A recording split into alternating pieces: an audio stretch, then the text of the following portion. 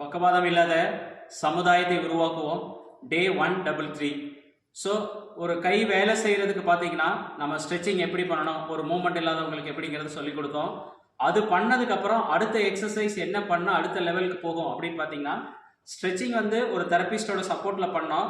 ஒரு தெரபிஸ்ட் பண்ணி முடிச்சதுக்கப்புறம் அவங்க வீட்டில் அவங்களே செல்ஃப் ஸ்ட்ரெச்சிங் பண்ணி உட்காந்துக்கிறது எப்படின்னா, இந்த மாதிரி ஃபஸ்ட்டு நல்லா இப்படி உட்காந்துட்டு கால் நல்லா கீழே தரையில் போடுற மாதிரி உட்காந்துட்டு ரெண்டு கையும் பின்னாடி வச்சுட்டு தலையை பின்னாடி போடணும்.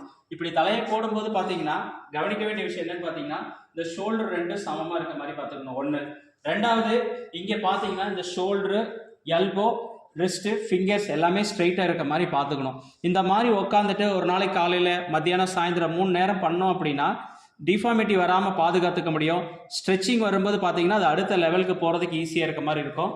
அதே மாதிரி இதை வச்சுட்டு நல்லா இந்த பக்கம் வெயிட்டை வந்து பார்த்தீங்கன்னா உங்களோட லெஃப்ட் சைடில் இந்த மாதிரி தாங்கி வந்தாங்கன்னா இதுவே நல்ல அருமையான வெயிட் பியரிங்காக இருக்கும். இப்படி இருந்துச்சு அப்படின்னா அடுத்த லெவல் போகிறதுக்கு ஈஸியாக இருக்கும். இப்படி வச்சுட்டு அவர் சார் கையை முன்னாடி இழுங்க, இந்த மாதிரி முன்னாடி இழுக்க சொன்னோம்னா இங்கே நல்லா ப்ராப்ரிசெப்ஷன் வந்து நல்லா டெவலப் ஆகும்.